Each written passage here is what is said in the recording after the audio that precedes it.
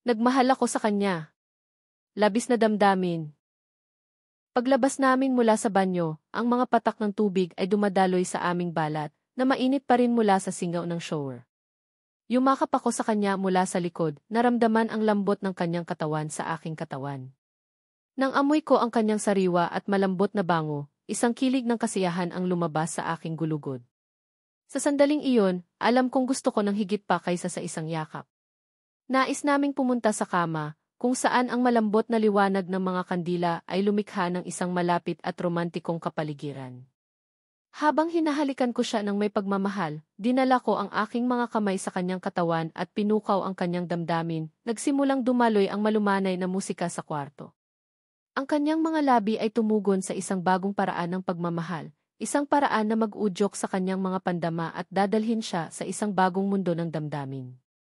Bumulong ako sa kanyang tainga, gusto mo bang ipakita ko sa iyo ang ibang paraan ng pagmamahal?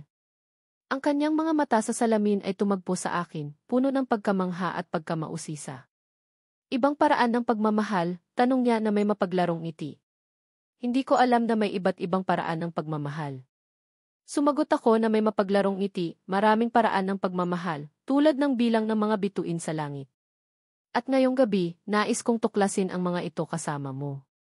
Ang kanyang ligaya ay naging apoy sa akin, at ang pagnanais na makuha siya ay bumalot sa akin. Ngunit una, nais kong purihin ang kanyang pagkalantad, ang bawat pulgada ng kanyang bala. Ang kanyang anyo ay nasasalamin sa liwanag ng buwan na nagmumula sa bintana, at ang kanyang kagandahan ay huminga sa akin.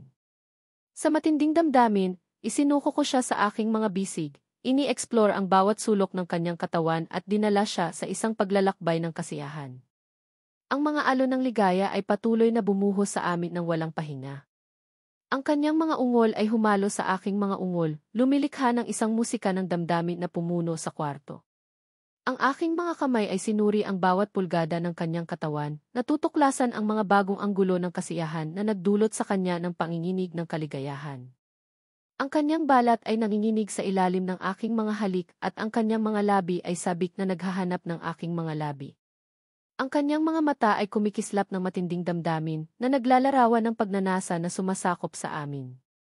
Ang kanyang mga balakang ay sumabay sa aking mga galaw sa isang romantikong sayaw na naglalapit sa amin ng mas malapit at mas malapit. Pagdating namin sa rurok ng kasiyahan, isang huling sigaw ang lumabas mula sa aming mga labi, isang napakagandang pagsabog na nagbigay sa amin ng panginginig at pagod, ngunit nagtagumpay sa pagbuo ng malalim na pagkakaisa. Sa wakas, kami ay nahulog sa kama, pagod ngunit nasisiyahan.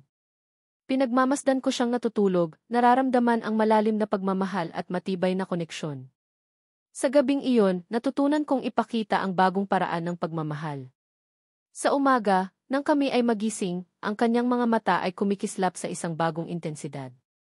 Lumapit siya sa akin at bumulong sa aking tainga na may mapaglarong ngiti. Dapat kong aminin na talagang nagustuhan ko ang bagong paraan ng pagmamahal mo.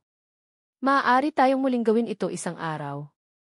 Nang marinig ko ang kanyang mga salita, isang alon ng kasiyahan ang lumabas sa aking katawan. Yakapin ko siya ng buong puso at hinalikan siya, binibigyan ng kumpirmasyon na ang aming naranasan sa nakaraang gabi ay hindi lamang isang panaginip, kundi ang simula ng isang magandang kwento ng pag-ibig.